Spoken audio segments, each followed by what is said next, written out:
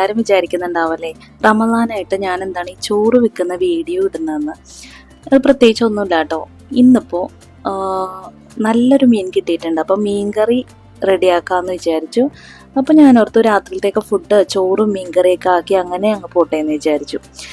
അപ്പോൾ അതുകൊണ്ടാണ് കേട്ടോ ഞാൻ ഒരു ഉച്ചയായ ഒരു ടൈമാണ്, ഒരു 12 മണി കഴിഞ്ഞിട്ടുണ്ട്. അപ്പോൾ ആ ഒരു സമയത്ത് ഞാൻ റൈസ് കുക്കറിൽ അരി ഒന്ന് തിളപ്പിച്ച് വെക്കുന്നുണ്ട്. ഇനി ഇതൊന്ന് കുക്കായി കിട്ടിയ ശേഷം ഒന്ന് വാർത്തെടുക്കണം. അപ്പോൾ ഈവനിങ് ആവുന്ന സമയത്ത് ഇതൊന്ന് വാർത്തെടുക്കാം. ഇന്ന് കിട്ടിയിട്ടുള്ള മീൻ എന്ന് പറഞ്ഞാൽ ശീലാവാണ് കേട്ടോ. അപ്പോൾ മീൻകാരൻ കൊണ്ടുവന്നത് ശീലാവായിരുന്നു. അപ്പോൾ അത് നന്നായിട്ട് ക്ലീൻ ചെയ്ത് കട്ട് ചെയ്തെടുത്തിട്ടുണ്ട്. ഇനി ഒരു കറി വയ്ക്കാം. അപ്പോൾ അതിന് വേണ്ടി തേങ്ങ ചേർത്ത് കൊടുക്കുന്നത് മിക്സിയുടെ ജാറിലേക്ക്, കുറച്ച് ചെറിയുള്ളി, പിന്നെ ആവശ്യത്തിന് മുളക് പൊടി, മഞ്ഞൾപ്പൊടി എന്നിവ ചേർത്ത് നന്നായിട്ടൊന്ന് ഫൈൻ പേസ്റ്റായിട്ട് അരച്ചെടുക്കുന്നുണ്ട്. കുറേശ്ശെ വെള്ളം ചേർത്ത് വേണം അരച്ചെടുക്കാനായിട്ട്. നന്നായിട്ട് അരച്ചെടുത്ത് ഒരു മീൻ ചട്ടിയിലേക്ക് ചേർത്ത് കൊടുക്കുക. ആവശ്യത്തിന് വെള്ളം ഇതിലേക്ക് ഒഴിച്ചു കൊടുക്കാം. ഇനി ഇതിലേക്ക് ആവശ്യത്തിന് പച്ചമുളക്, കുടംപുളി, പിന്നെ 2 തണ്ട് കറിവേപ്പില, ഒരു വലിയ കഷ്ണം ഇഞ്ചി ഒന്ന് ക്രഷ് ചെയ്ത് ചേർത്ത് കൊടുക്കുന്നുണ്ട്. പിന്നെ ആവശ്യത്തിന് ഉപ്പ് കൂടി ചേർത്ത് കൊടുക്കാം. എന്നിട്ട് ഇതൊന്ന് നന്നായിട്ട് മിക്സ് ചെയ്ത ശേഷം ഇതൊന്ന് തിളപ്പിച്ചെടുക്കുന്നുണ്ട്. തിളപ്പിച്ചെടുത്ത ശേഷം നന്നായിട്ട് തിള വരാൻ തുടങ്ങുന്ന ആ ഒരു സമയത്ത് ഇതിലേക്ക് മീൻ കഷ്ണങ്ങൾ കഴുകി വൃത്തിയാക്കിയത് ചേർത്ത് കൊടുക്കാം. നിങ്ങൾക്കിതുപോലെ റമദാൻ മാസം നല്ല മീനൊക്കെ കാണുമ്പോൾ മീൻകറി കൂട്ടാൻ ആഗ്രഹം തോന്നാറുണ്ടോ? ഉണ്ടെങ്കിൽ ഒന്ന് കമൻ്റ് ആക്കണം കേട്ടോ. എനിക്കിത് ഭയങ്കര ഒരു ക്രേസാണ്. അതായത് കുറേ ദിവസം എത്തി കഴിയുമ്പോഴേക്കും ഒരു മീൻകറിയും ചോറും കൂട്ടാനായിട്ട് നമുക്ക് ഭയങ്കര ഒരു ആഗ്രഹം വരും. മുമ്പൊന്നും എനിക്കിങ്ങനെ ഉണ്ടായിരുന്നില്ല കേട്ടോ. ഇതിപ്പോൾ എനിക്ക് തോന്നുന്നു ഞാനൊരു നോർമൽ ഒരു വീട്ടമ്മയായപ്പോഴാണ് ഇങ്ങനത്തെ ഒരു പ്രശ്നം എനിക്ക് വന്നേക്കുന്നത്.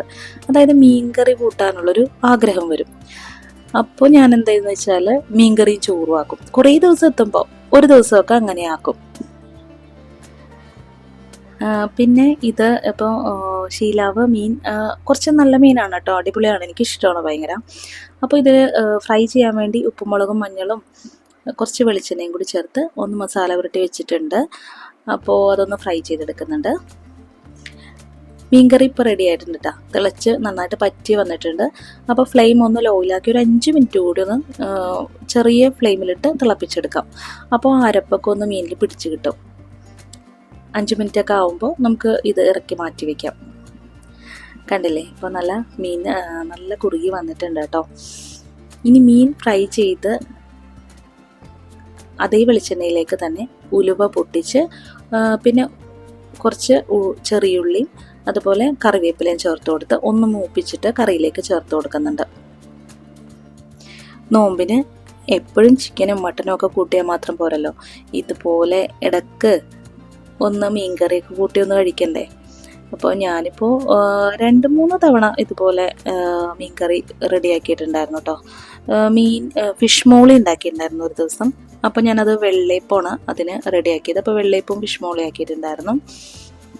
പിന്നെ അതുപോലെ തന്നെ മപ്പാസ് വെച്ചിട്ടുണ്ടായിരുന്നു. അപ്പോഴും ഞാൻ വെള്ളയപ്പം ഉണ്ടാക്കിയത്. ഇതിപ്പോൾ നോർമൽ മീൻകറി വെക്കുന്നത് കൊണ്ടാണ് ഞാൻ ചോറാക്കിയത്.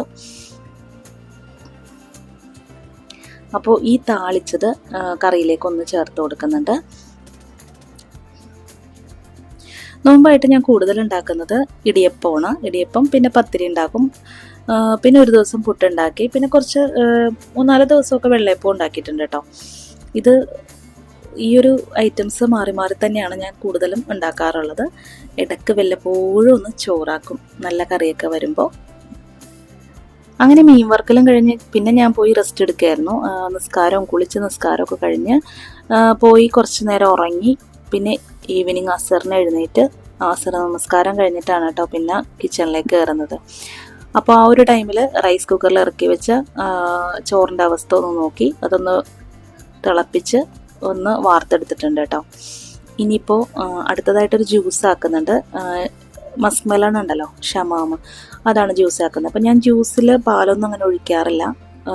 കൂടുതലും നട്ട്സാണ് ചേർത്ത് കൊടുക്കാറുള്ളത്. ഇപ്പോൾ ബദാമാണ് ചേർത്തിട്ടുള്ളത്. ബദാമിൻ്റെ കൂടെ ഈ ഒരു മസ്മലൺ ബദാം ചേർത്ത് അടിച്ചെടുക്കുമ്പോൾ നല്ല ടേസ്റ്റാണ് കേട്ടോ. നിങ്ങളിതുപോലെ ജ്യൂസ് ട്രൈ ചെയ്തിട്ടില്ല എന്നുണ്ടെങ്കിൽ ഇതുപോലെ ഒന്ന് ട്രൈ ചെയ്ത് നോക്കട്ടെ, നല്ല ടേസ്റ്റാണ്.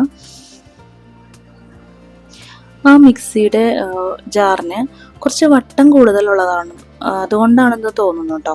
ഈ ഒരു മസ്ക് മെലണ്, ഷമാമ് പോലുള്ള സംഭവങ്ങളൊക്കെ നമ്മൾ മിക്സിയിൽ ജാറിലിട്ട് അടിച്ചെടുത്ത് കഴിഞ്ഞാൽ ഫൈനായിട്ട് അങ്ങ് അടിഞ്ഞ് കിട്ടില്ല, കുറച്ച് കുറച്ച് കട്ടകളുണ്ടാവും കേട്ടോ. പിന്നെ ഫ്രൂട്ട് കട്ട് റെഡിയാക്കി വെച്ചു. ഇനി ഫ്രൈ ഐറ്റംസ് ഒന്നും ഞാൻ തയ്യാറാക്കുന്നില്ല കേട്ടോ, സ്നാക്ക് ഐറ്റംസ്. ഇന്നിപ്പോൾ എനിക്ക് ഭൂലോക മടിയാണ്, അപ്പം ഞാൻ വിചാരിച്ചു ഇന്ന് സ്നാക്കൊന്നും വേണ്ടാന്ന്. പിന്നെ